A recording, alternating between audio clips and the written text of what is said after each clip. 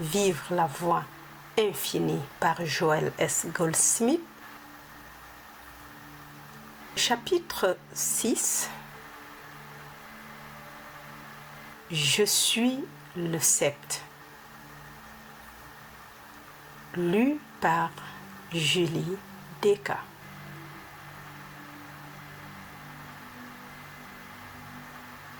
Quelque part dans l'ancien temps de nos vieilles croyances théologiques, nous entretenions l'idée que la bonté de Dieu pour nous dépendait de notre mérite et que si nous étions mauvais ou avions péché, Dieu retenait notre bien.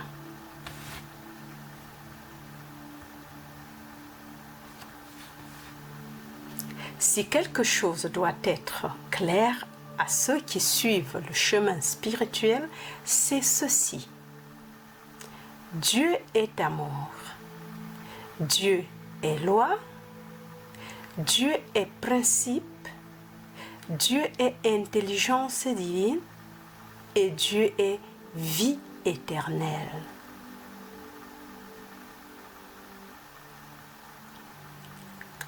Si la vie dépendait de notre vertu, et si notre méchanceté pouvait interférer avec la vie, qu'adviendrait-il de l'enseignement spirituel selon lequel la vie est éternelle et immortelle?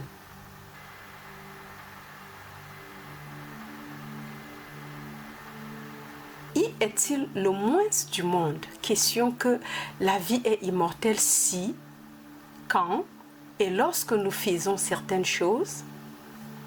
Non. Cela rendrait l'immortalité de la vie dépendante de vous et moi.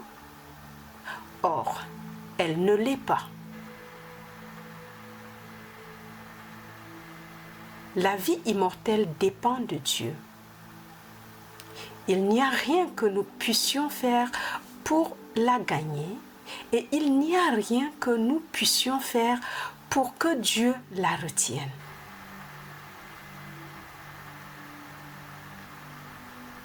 Nous ne pouvons pas prier Dieu de nous donner la vie et il n'y a aucun péché qui puisse empêcher la vie d'être éternelle et immortelle.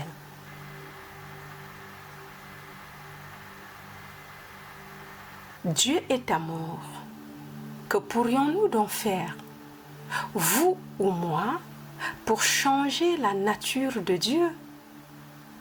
Est-ce que nos enfants pourraient faire quoi que ce soit qui changerait notre amour pour eux? Non. Bien sûr que non. Et si humainement, nous sommes souvent capables d'aimer nos enfants lorsqu'ils ne le méritent pas, combien plus d'amour notre Père Céleste déverse-t-il?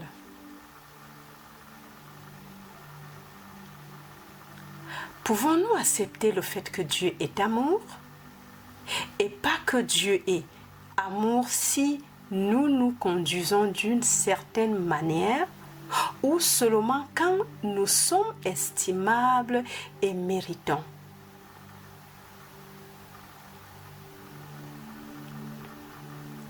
Pouvons-nous accepter le fait que Dieu est amour et que la pluie de Dieu tombe sur les bons et les méchants? Est-ce que le Maître, le Christ Jésus, a retenu le bien ou la guérison parce que quelqu'un était un pécheur? A-t-il demandé aux foules de gens à un moment quelconque s'ils étaient bons ou s'ils gaspillaient leur argent ou l'économisaient? En ressuscitant le mort, a-t-il demandé si cet individu était moral ou amoral, honnête ou malhonnête? Ou bien, en regardant ce que le monde appelle la mort, a-t-il détruit toute croyance en elle et rappelé l'individu à la vie? Nous connaissons toutes les réponses à cela. À aucun moment de son ministère, Jésus n'a retenu la guérison, l'approvisionnement, le pardon, la restauration, ni la rédemption à cause de l'indignité de quiconque ou de son sens temporaire du mal.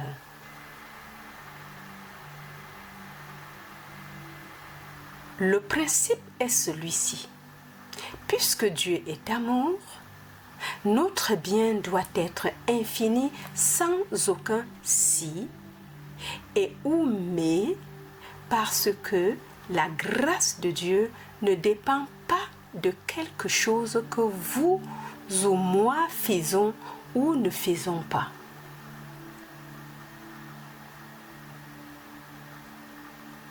La grâce de Dieu ne peut pas être retenue. Nous pouvons allumer ou éteindre l'électricité et nous pouvons ouvrir ou fermer le robinet d'eau, mais nous ne pouvons pas mettre en route ou arrêter le flot de Dieu. Dieu est, et Dieu est amour, dans sa plénitude et dans sa totalité.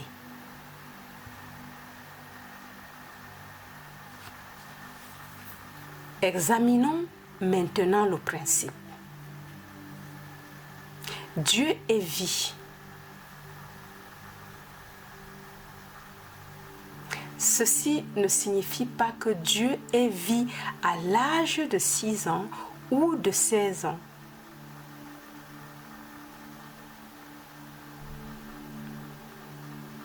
Ceci ne signifie pas que Dieu est vie à l'âge de 6 ans ou de 16.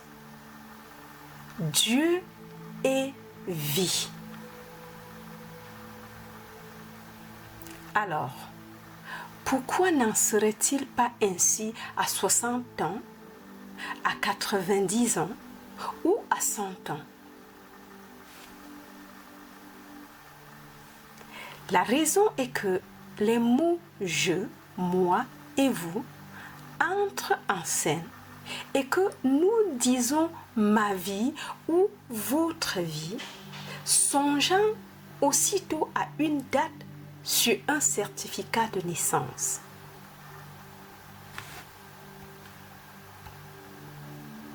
Si Dieu est vie, quelles conséquences peut-il avoir la date sur un certificat de naissance? Dieu est la seule vie et cette vie est infinie, éternelle et immortelle. Et comme c'est la seule vie, nous pouvons oublier votre âge et mon âge.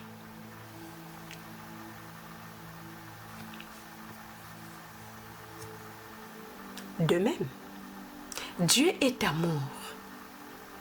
Alors, oublions votre conduite et ma conduite, car certains d'entre nous peuvent être bien mauvais aujourd'hui, certains meilleurs, certains pires.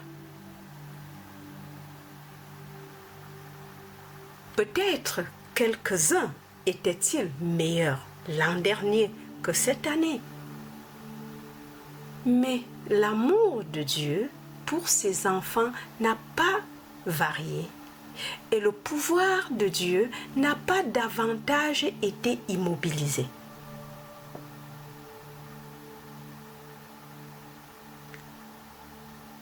Le bras droit de Dieu est puissant. La main de Dieu n'est pas raccourcie. Dieu est pouvoir. Mais Dieu étant bon, Dieu est un pouvoir bon. Dieu peut-il alors retenir à quiconque son aide, son approvisionnement ou sa paix? Non. Mais vous et moi pouvons les bloquer en introduisant les mots je, moi et vous. Je peux ne pas être méritant, ou je peux ne pas être prêt ou n'avoir pas assez de compréhension, mais l'activité de Dieu ne dépend pas de ma compréhension.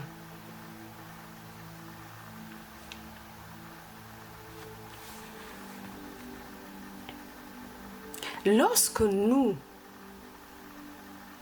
nous engageons dans le travail de guérison, les premiers appels concerneront ce que le monde appelle les prétentions moins importantes.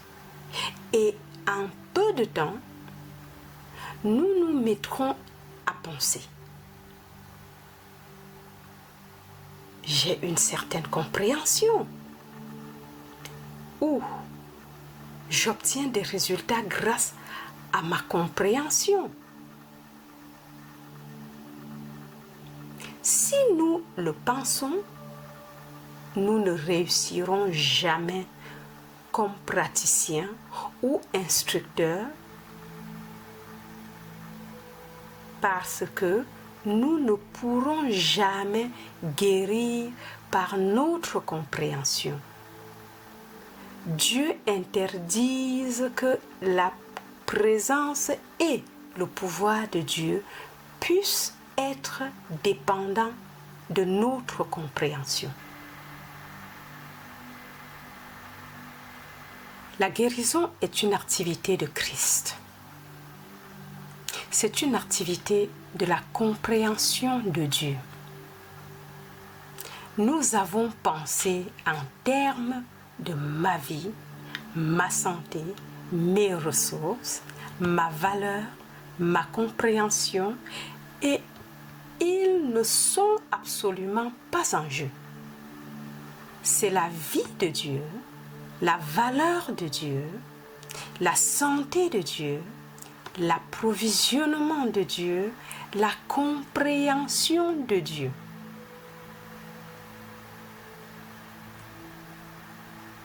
Le Maître a rendu cela très clair en déclarant qu'il ne pouvait rien faire de lui-même, que c'était le Père au-dedans. C'était par conséquent la compréhension du Père qui était à l'œuvre. Au moment où nous avons notre conscience à l'écoulement de Dieu et où nous mettons fin à tous ces non-sens au sujet de notre compréhension et de notre bonne ou mauvaise conduite, nous pouvons être certains de ceci. Le flot de Dieu effacera et purifiera n'importe quelle erreur ou n'importe quelle action qui occupe aujourd'hui notre pensée, et il supprimera toute punition pour les infractions précédentes.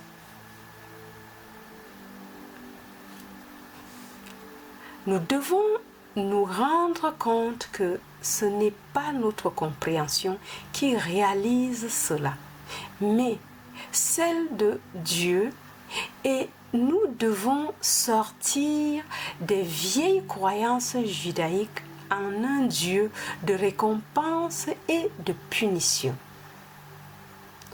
Dieu est amour. Dieu est vie. Chacun de nous entretient encore un peu l'idée que la faveur de Dieu peut être obtenue par certains actes d'omission ou de commission, idée qui nous a été inculquée dans notre enfance par les enseignements théologiques traditionnels. Beaucoup croient encore que la faveur de Dieu peut être obtenue par certaines formes de prière, d'adoration ou de discipline personnelle. Cela n'est pas vrai. Nous devons être sûrs de ceci. Dieu n'est pas influencé par l'homme. C'est-à-dire que Dieu n'est pas influencé par l'individu, vous ou moi. Dieu est la lumière et si nous sortons, nous serons dans la lumière. La pluie de Dieu tombe et si nous la voulons, nous devons sortir sous la pluie. Dieu est et Dieu est amour. Dieu déverse sa grâce infinie, mais nous ne l'acceptons pas parce que nous utilisons des mots tels que je, moi et mon.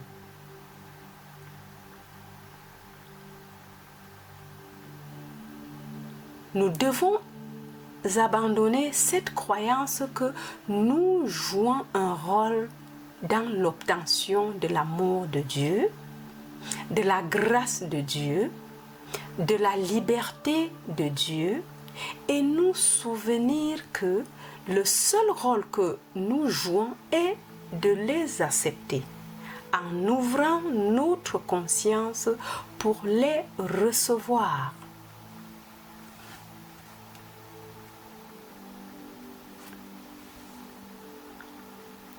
Les récits de la voix infinie renferment des centaines de vérités. Mais en fait, il y a seulement une vérité que nous devons connaître. Cette vérité unique est la nature de Dieu. Dans votre méditation, introduisez cette seule pensée. Qu'est Dieu? Quelle est la nature de Dieu? Quel est le caractère de Dieu? Quelles sont les qualités de Dieu? Qu'est le vrai Dieu? Non pas le Dieu que l'on nous a appris dans l'enfance à adorer, ni celui que nous adorons par ignorance.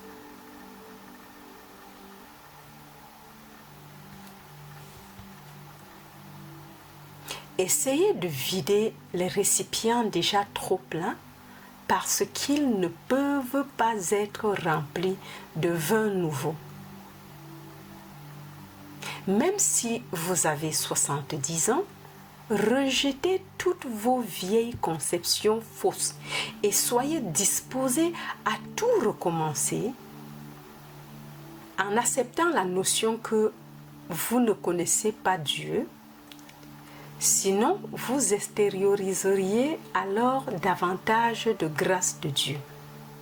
Oubliez tout ce que vous avez pensé que l'on vous a enseigné au sujet de Dieu et repartez à neuf avec cette question.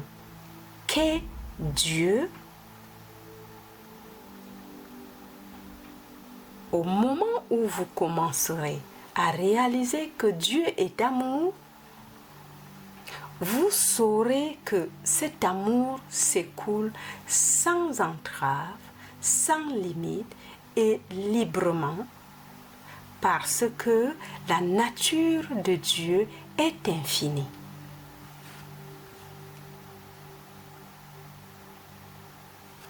Il serait impossible à Dieu de nous tendre seulement un dé à coudre d'amour. Il serait impossible à Dieu de nous donner 90% de santé. Il serait impossible à Dieu de nous allouer 60, 70 ou 80 ans de vie. Il est exact que nous démontrons à peine un dé à coudre d'amour et de ressources et seulement 60, 70 ou 80 ans de vie et de force. Il peut être parfaitement vrai qu'il n'y a pas beaucoup d'amour qui vient à nous ou sort de nous, mais ceci n'a rien à faire avec Dieu. Ceci a à faire avec cette croyance fausse que si nous pouvions seulement trouver la formule magique, nous pourrions de quelque manière mettre en route le flot de Dieu. Ou avec la croyance que nous avons, pour quelque raison, arrêté le bien de Dieu. N'est-ce pas plutôt extravagant de croire que nous n'aurions à vivre fort et en bonne santé que 60, 70 ou 80 ans, alors que la seule vie que nous ayons est Dieu, que la vie de Dieu est infinie et n'est pas sous la dépendance de ce que nous faisons à son sujet. La vie dépend de l'aptitude de Dieu à maintenir sa création dans l'immortalité, l'éternité et l'infini. N'est-il pas étrange que beaucoup vivent si peu à l'aise, alors que le Maître nous a dit que la vérité est ce qui met à l'aise? Il n'a pas dit que Dieu enverrait une quantité limitée de confort, mais il a dit le consolateur, la plénitude du consolateur.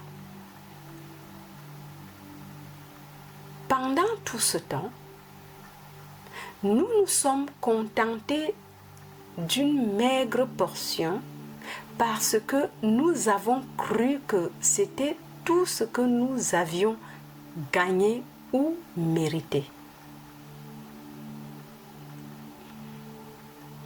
En faisant un testament, nous ne demanderions pas combien chacun de nos enfants mérite en disant « Celui-ci a été assez bien, donc nous lui laisserons une bonne part. » Mais puisque celui-là n'a pas été bien du tout, nous le priverons.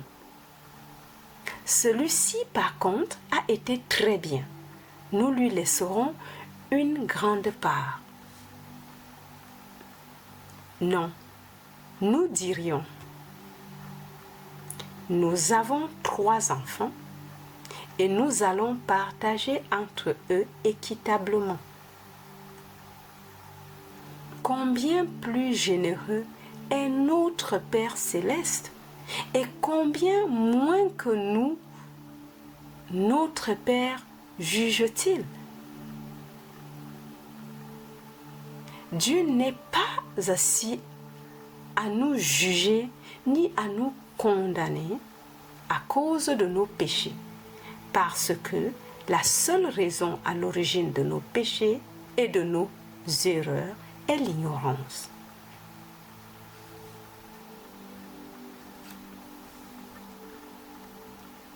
Sommes-nous responsables de notre ignorance?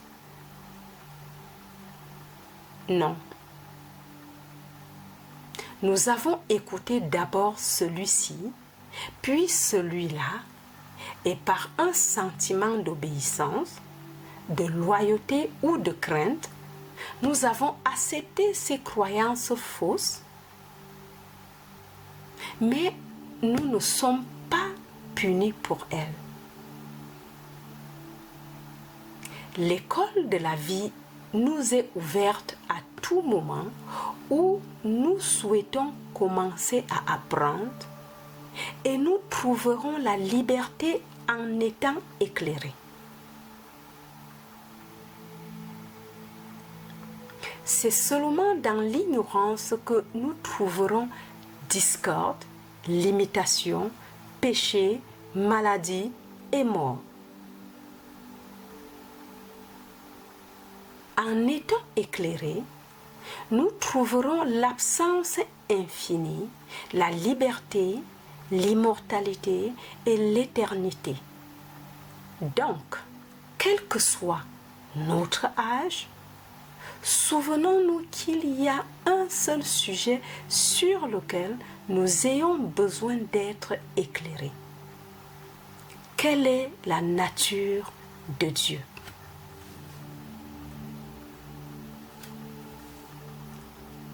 Dieu est lumière et en lui, il n'y a point de ténèbres. Pouvez-vous voir Dieu comme le grand amour de l'univers en qui ne se trouve ni haine, ni envie, ni jalousie, ni méchanceté, ni vengeance, ni même souvenir du passé?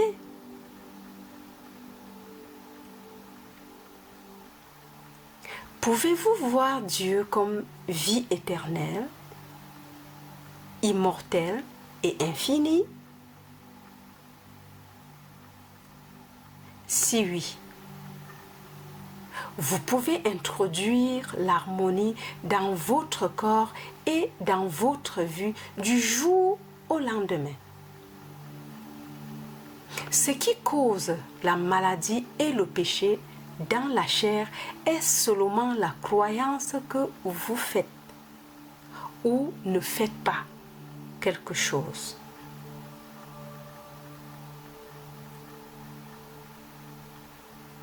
Ce qui cause la maladie et le péché dans la chair est seulement la croyance que vous faites ou ne faites pas quelque chose. C'est seulement la croyance que l'erreur se trouve en vous. Or, elle ne s'y trouve pas. Donc, essayez, s'il vous plaît, de vous souvenir de cette vérité. L'homme ne peut jamais influencer Dieu.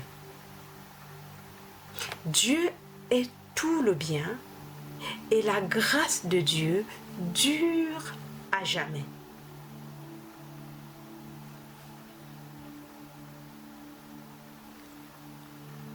Supprimez l'usage des mots je, moi, mien et centrez vos pensées entièrement sur le mot Dieu.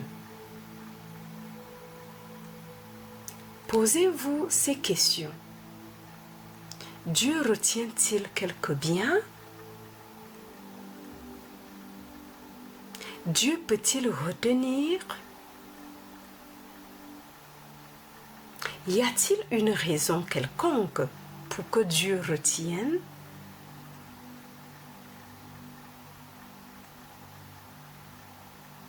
Dieu a-t-il le pouvoir de faire cesser sa bienveillance, son amour, sa protection, ses soins?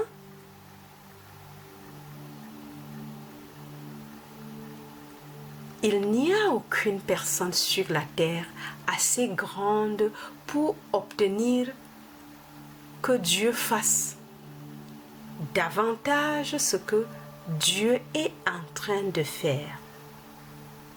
Et il n'y a aucun péché assez grand pour faire cesser Dieu d'être Dieu.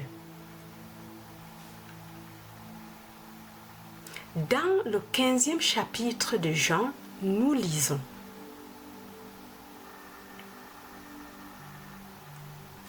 Je suis le vrai sceptre et mon Père est le vigneron. Tout sarment qui est en moi et qui ne porte pas de fruits, il le retranche, et tout sarment qui porte du fruit, il les monte afin qu'il porte encore plus de fruits. Déjà, vous êtes purs à cause de la parole que je vous ai annoncée. Demeurez en moi et je demeurerai en vous. Comme le sarment ne peut lui-même porter du fruit, il ne demeure attaché, s'il ne demeure attaché au cep. Ainsi, vous ne le pouvez non plus si vous ne demeurez en moi. Je suis le cep, vous êtes les sarments. Celui qui demeure en moi et en qui je demeure porte beaucoup de fruits, car sans moi, vous ne pouvez rien faire. Si quelqu'un ne demeure pas en moi, il est jeté dehors comme le sarment et il sèche. Puis, on ramasse les sarments, on les jette au feu et ils brûlent. Si vous demeurez en moi et que mes paroles demeurent en vous, demandez ce que vous voudrez et cela vous sera accordé. Si vous portez beaucoup de fruits, c'est ainsi que mon Père sera glorifié et que vous serez mes disciples. Comme le Père m'a aimé, je vous ai aussi aimé. Demeurez dans mon amour. Si vous gardez mes commandements, vous demeurez dans mon amour, de même que j'ai gardé les commandements de mon Père et que je demeure dans son amour. Je vous ai dit ces choses afin que ma joie soit en vous et que votre joie soit parfaite. C'est ici mon commandement. Aimez-vous les uns les autres comme je vous ai aimé. Jean 15, versets 1 à 12.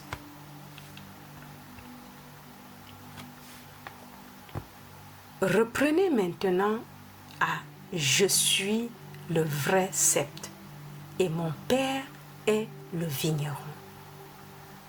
Vous êtes des branches. »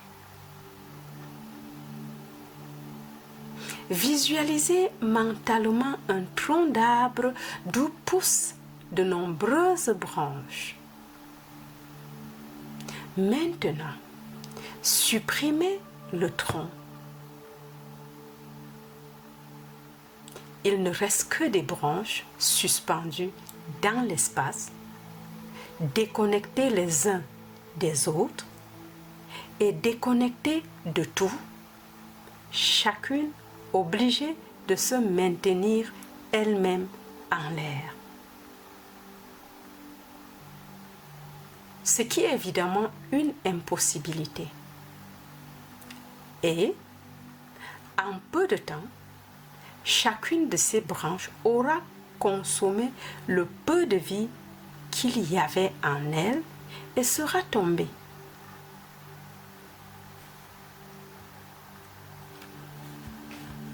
Maintenant, reconstruisons mentalement le tronc d'arbre et observons ce qui arrive aux branches.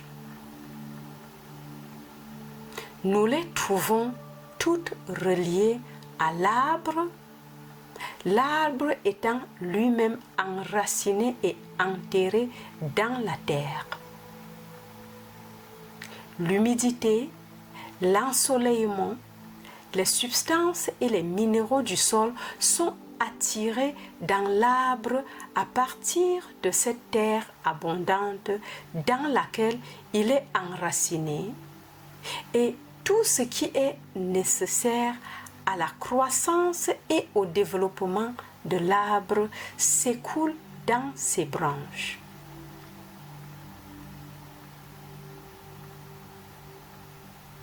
Je, le Christ, suis le sceptre. Je, le Christ, suis le vrai sceptre et mon Père est le vigneron.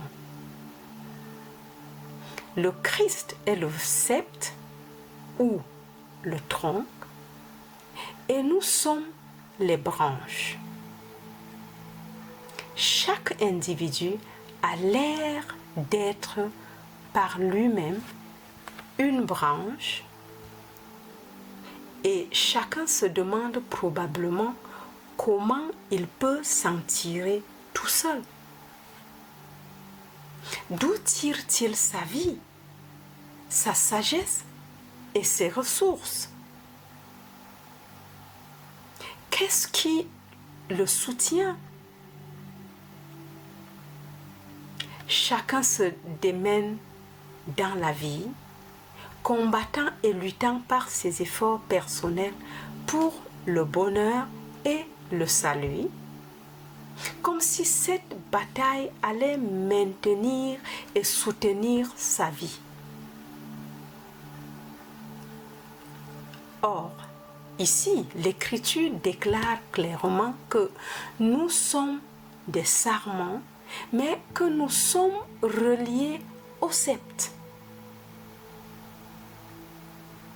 Le Christ est ce sceptre. Donc, même si c'est invisible à l'œil humain, chaque sarment est relié avec chaque autre sarment. Aucun d'entre nous est séparé et éloigné de l'autre parce que nous sommes tous reliés au sceptre.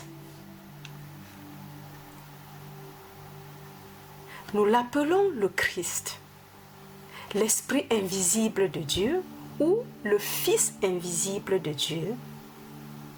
Et chacun de nous est relié à l'autre à cause de ce sceptre ou tronc central. Nous découvrons maintenant que nous dépendons moins de notre propre pouvoir, force et sagesse parce que nous sommes reliés à ce sceptre central.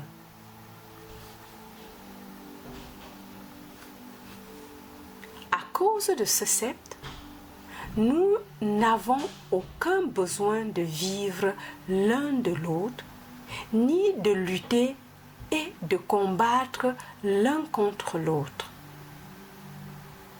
Nous sommes unis dans le sceptre.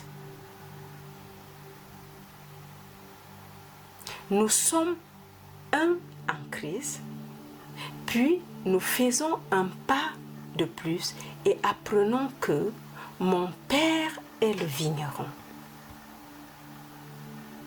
Dieu, la vérité universelle, l'Esprit divin, l'amour infini est le vigneron ou l'équivalent de la terre dans laquelle l'arbre est enraciné et installé. Nous sommes des sarments invisiblement reliés au sceptre, qui est à son tour relié à Dieu. Moi et le Père, nous sommes un. Le Père est en moi et moi en lui, et par conséquent, ce Christ invisible, ce tronc d'arbre ou sceptre invisible, enraciné et installé en Dieu, reçoit en lui tout le bien et le déverse en nous.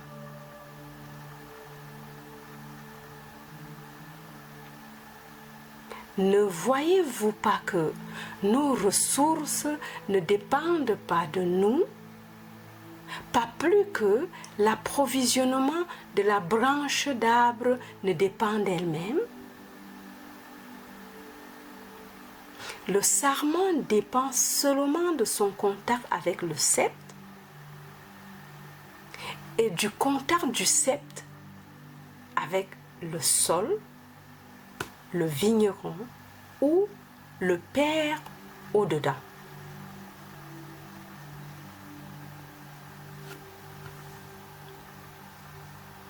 En tant qu'étudiant, vous êtes un sarment et lorsque vous vous adressez à un instructeur ou à un praticien, il peut temporairement être le sceptre, le Christ, mais seulement si l'instructeur sait que de lui-même, il n'est rien que le sceptre.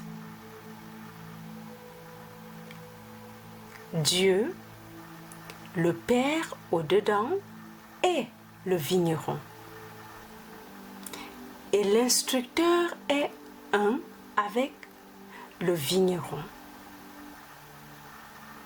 Dans son unité avec Dieu, le vigneron, toute la vérité, le pouvoir qui guérit et qui approvisionne s'écoule du Père à travers lui vers vous. Ce fut en réalisant cela que le Maître fut capable de nourrir et de guérir les foules. Et c'est au moyen de cette même réalisation que tout instructeur ou praticien peut être le canal par lequel le bien s'écoule vers vous. Cela dépend-il de vous? Non. Cela dépend-il du praticien ou de l'instructeur?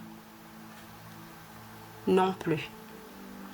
Cela dépend de la grâce de Dieu s'écoulant dans les branches à travers le sceptre. Et exactement aussi longtemps que le sceptre demeure enraciné et installé en Dieu, Dieu s'écoule jusqu'à vous à travers le sceptre.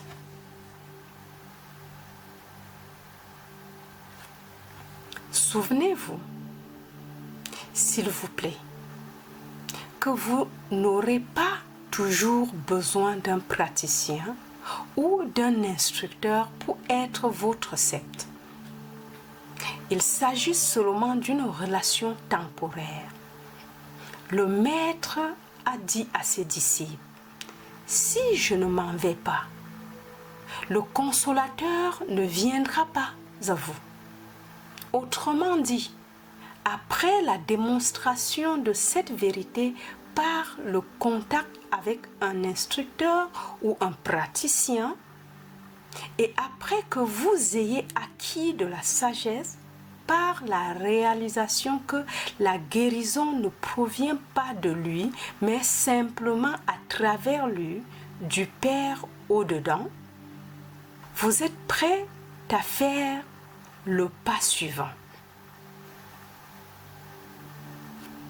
C'est alors que vous réaliserez le Christ invisible, le sceptre, n'est pas nécessairement une personne, ni même un Jésus, mais le Christ est effectivement la partie de moi invisible. C'est pourquoi je, en tant que branche, suis relié à cette partie de moi invisible, laquelle, à son tour, est enracinée et installée en Dieu. C'est le Fils de Dieu en moi.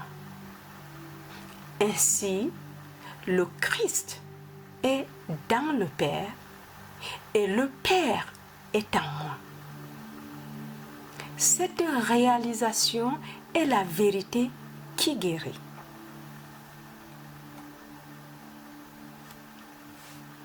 Arrivé là,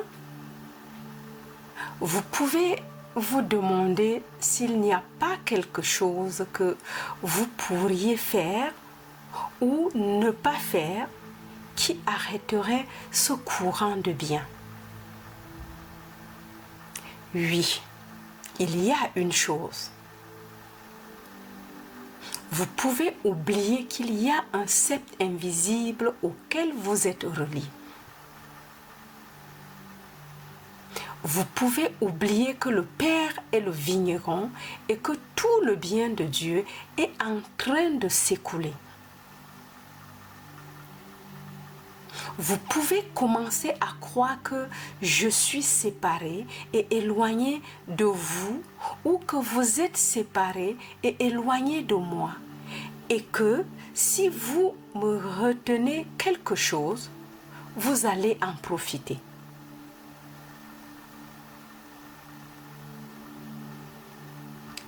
Je suis le sceptre. Vous êtes des branches. Celui qui demeure en moi et en qui je demeure porte beaucoup de fruits, car sans moi, vous ne pouvez rien faire.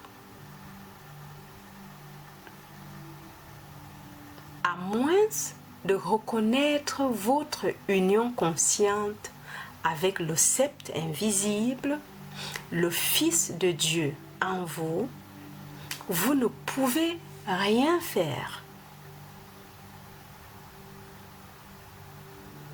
Vous serez éliminé et vous serez un sarment qui consomme ses chers petits 70 ans de vie et finalement desséché et succombe.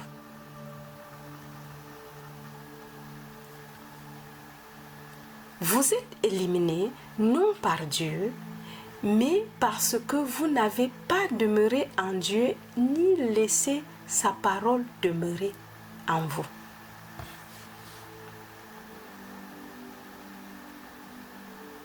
Dès que vous vous placerez à part en tant que branche et oublierez votre union avec le Christ invisible, simplement parce que vous ne pouvez pas le voir, l'entendre, le goûter, le toucher ou le sentir, et décider en conséquence que vous ne l'avez pas, oh, gens de peu de foi.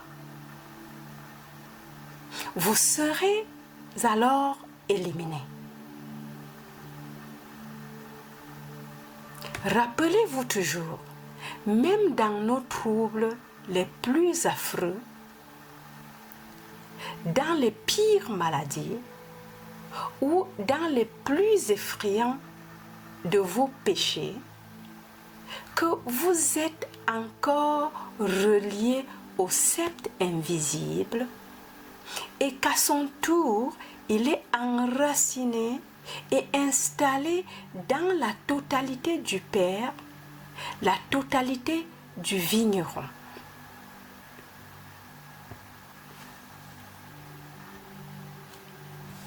La nature même de Dieu empêche Dieu d'arrêter son écoulement dans le sceptre et à travers le sceptre, dans vous et dans moi. Si vous demeurez en moi et que mes paroles demeurent en vous, demandez ce que vous voudrez et cela vous sera accordé. Mais ceci ne signifie pas que vous devez demander dans le sens de « donnez-moi une plus belle maison et une meilleure automobile ». Non, non, non. Vous devez simplement demander ce que vous désirez demander, la continuation de la grâce infinie. demandez la réalisation permanente de l'omniprésence. Vous demandez et ne recevez pas parce que vous demandez mal. Dieu est esprit et l'on ne demande pas à l'esprit des choses matérielles. Or, c'est exactement ce que nous faisons lorsque nous prions pour des choses et nous nous demandons ensuite pourquoi nous ne les recevons pas.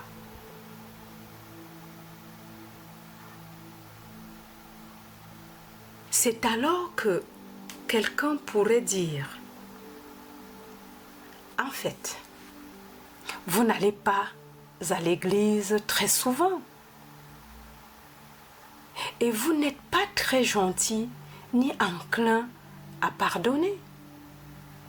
Et votre vaisselle n'est pas faite avant midi. Vous n'êtes donc vraiment pas très méritant.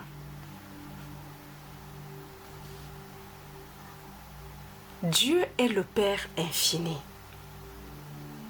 Réfléchissez jusqu'à quel point vous êtes un père ou une mère et puis songez à Dieu comme Père infini. Dieu est Père infini, ne faisant pas acception de personne et par l'intermédiaire du sceptre invisible, il est continuellement en train de nous remplir de chacune des choses nécessaires à notre développement.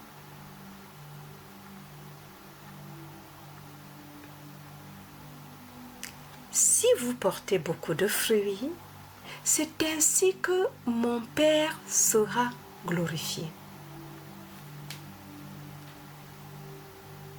Comprenez-vous la signification de ceci? Votre Père sera glorifié seulement dans la mesure où vous porterez beaucoup de fruits, du fruit riche.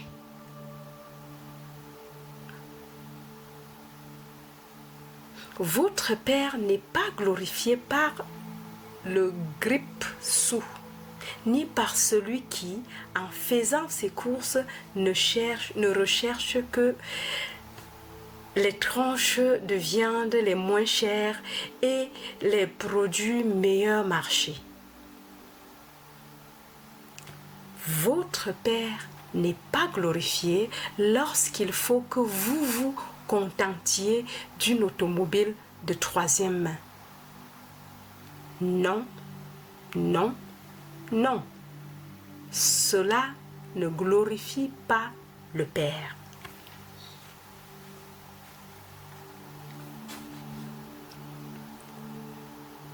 Le Père n'exige pas que vous ayez quoi que ce soit du royaume extérieur, mais le bien que vous avez n'est que l'évidence de la gloire du Père et pas de la vôtre. Si vous avez effectivement une belle maison et un bon revenu, et que vous commenciez à croire que le mérite vous en revient grâce à votre compréhension, ou parce que vous êtes personnellement bon, ne soyez pas surpris si ces choses vous échappent. Cela serait dû au fait d'avoir vanté vos propres qualités, votre nature et votre caractère personnel. Or, ces choses-là, vous ne les possédez pas. Pourquoi m'appelles-tu bon? Il n'y a de bon que Dieu seul. Luc 18, 19. Et lorsque vous réalisez que la gloire de Dieu s'exprime au moyen de ces biens qui est venu à vous, vous pouvez atteindre encore de plus grands fruits parce que vous en avez reconnu la source.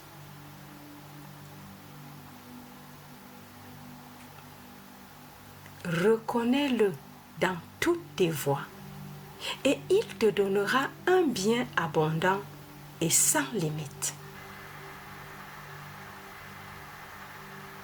Si vous gardez mes commandements, vous demeurez dans mon amour.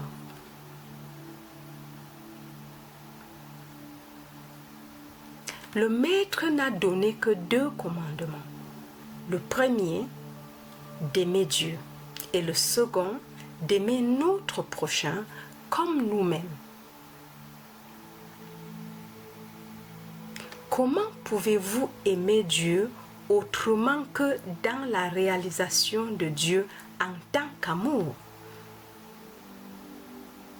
Comment pouvez-vous aimer Dieu si vous croyez qu'il vous retient quelque bien ou vous punit ou fait quelque chose que vous ne voudriez pas faire à vos enfants?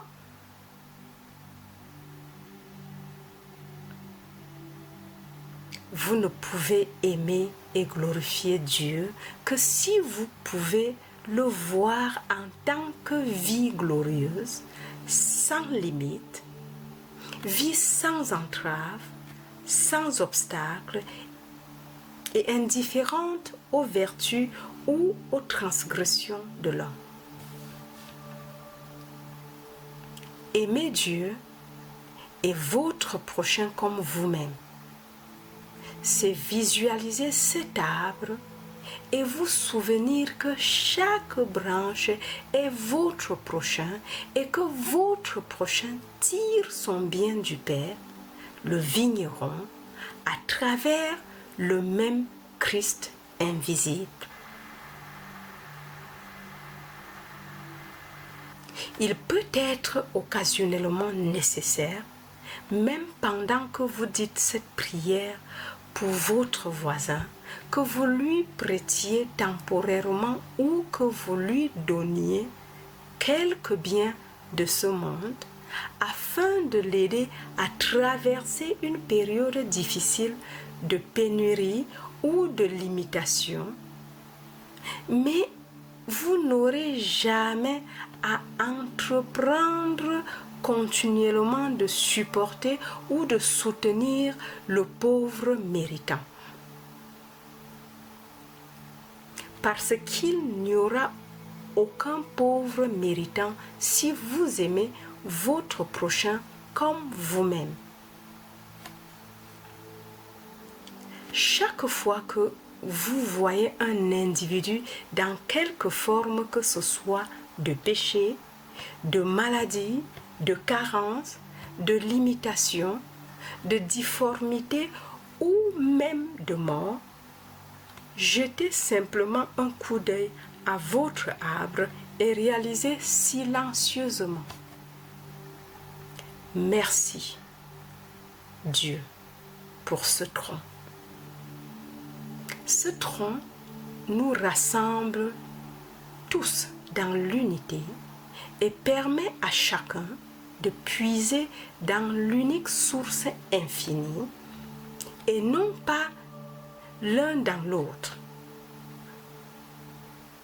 C'est alors que vous aimez Dieu suprêmement et votre voisin comme vous-même, parce que vous connaissez la même vérité au sujet de votre prochain qu'au sujet de vous-même.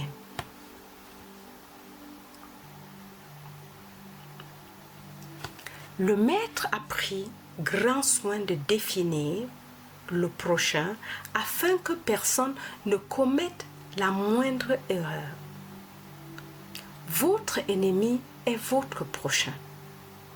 Par conséquent, lorsque vous priez pour votre prochain, soyez sûr d'y inclure votre ennemi.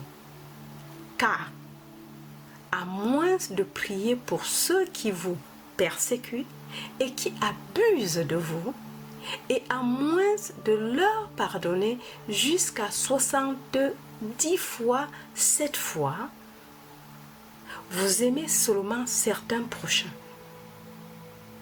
Il y a des gens qui ont eu beaucoup de problèmes à cause de cela.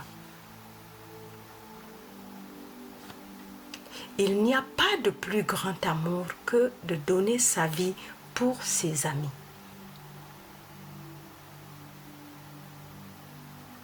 Vous donnez votre vie chaque fois que vous déclarez « Je n'ai pas de vie. Dieu est ma vie et Dieu est votre vie. » Dieu est la seule vie, le seul amour, la seule substance et la seule ressource. Chaque fois que vous atteignez la vérité, quelqu'un est en train d'abandonner son sens personnel de la vie dans la réalisation que sa vie étant la vie de Dieu est votre vie. Votre vie étant la vie de Dieu et sa vie, et c'est une seule vie. Ainsi, lorsque vous abandonnez ce sens personnel de la vie et déclarez « Ceci n'est pas ma vie, ceci est la vie de Dieu qui est la mienne », vous dites automatiquement adieu à cette tranche de 60 ou 70 ans et vous êtes ressuscité dans la réalisation que le bien est l'infinité de votre vie.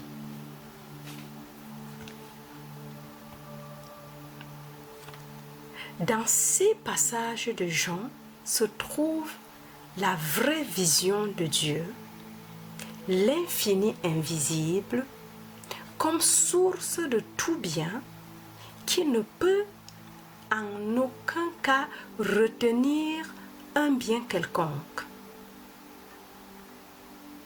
Le bien se déverse perpétuellement sous forme individuelle dans ce que nous appelons le Fils de Dieu, le Christ, qui est votre partie invisible, puis à travers ce vous invisible s'extériorise dans le corps physique, le mental, l'âme et l'esprit de l'être individuel pour manifester la gloire de Dieu. La branche ne peut pas produire de fruits par elle-même, donc il ne peut y avoir de bien personnel, de santé ou de richesse personnelle. La branche doit l'attirer à travers le cep depuis la divinité.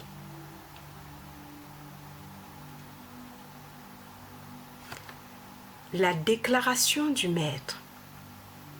Tout sarment qui est en moi et qui ne porte pas de fruits, il le tranche. Pourrait faire croire qu'après tout, Dieu punit peut-être de quelque manière, mais cela n'est pas vrai. Si vous ne demeurez pas dans cette vérité, si vous ne maintenez pas votre union consciente avec le Christ au-dedans de vous, et à travers lui, votre union avec le Père, vous serez rejeté. Ce sera vous qui vous serez séparé de la grâce de Dieu et qui, de cette façon, serait éliminé, détruit, brûlé et qui vous dessécherait. Demeurer dans cette vérité, c'est avoir votre vie, votre mouvement et votre être dans cet état de conscience de votre unité avec le Christ et de l'unité du Christ avec le Père.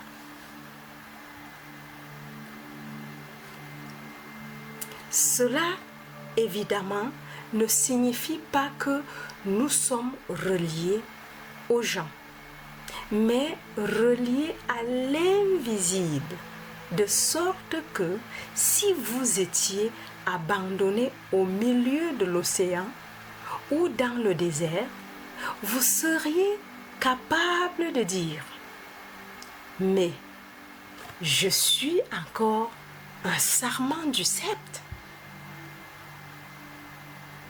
Et le sceptre est encore relié au vigneron, Dieu. Et par conséquent, le lieu où je me trouve est une terre sainte.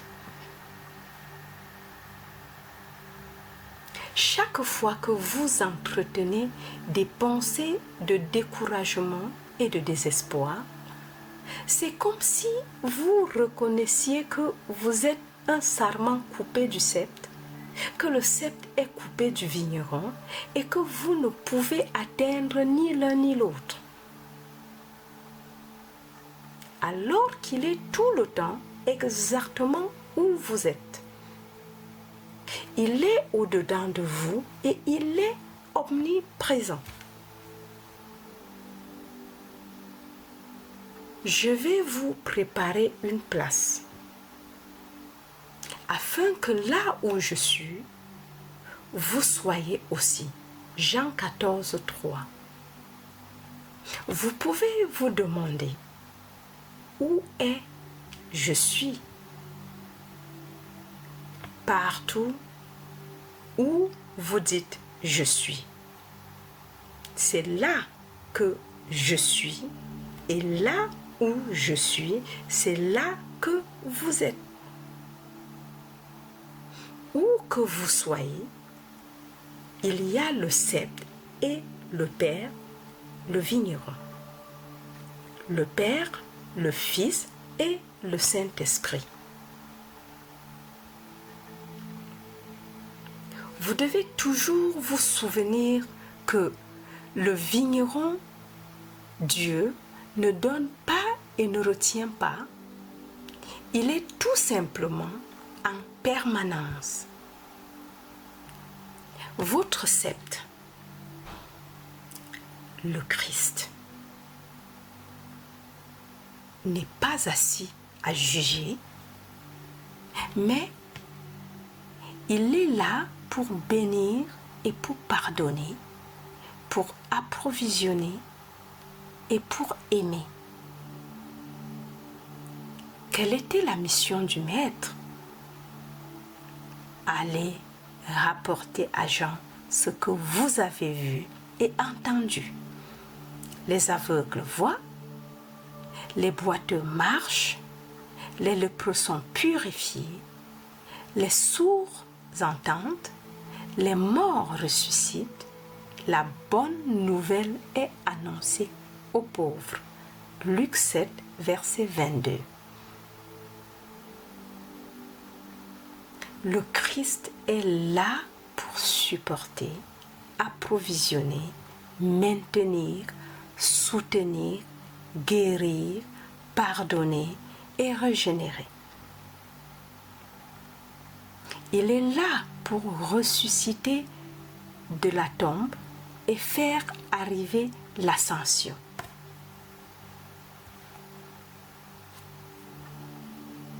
Il n'y a aucun mot dans le message entier, ni dans la mission entière du Maître qui ménage la moindre raison d'autocondamnation. Je ne te condamne pas non plus. Va et ne pêche plus. Si vous vous retrouvez à l'ancien état matériel de conscience, et si vous ne demeurez pas dans la parole, vous serez éliminé encore et encore. chaque fois que vous oubliez que vous êtes un sarment relié au sceptre invisible, qui est à son tour relié au vigneron, le Père intérieur, vous commettez un péché. Chaque fois que vous oubliez que vous êtes un sarment relié au sceptre invisible, qui est à son tour relié au vigneron, le Père intérieur, vous commettez un péché. Vous pouvez être un fils prodigue 12 fois si vous le désirez, mais vous payerez l'amende.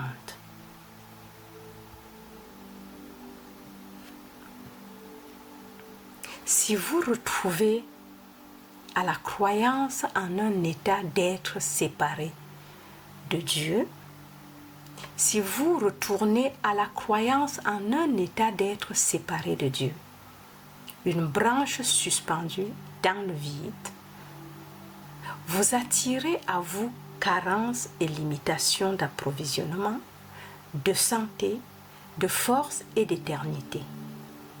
Mais si vous demeurez en moi et que mes paroles demeurent en vous, demandez ce que vous voudrez et cela vous sera accordé. Si vous portez beaucoup de fruits, c'est ainsi que mon Père sera glorifié et que vous serez mes disciples.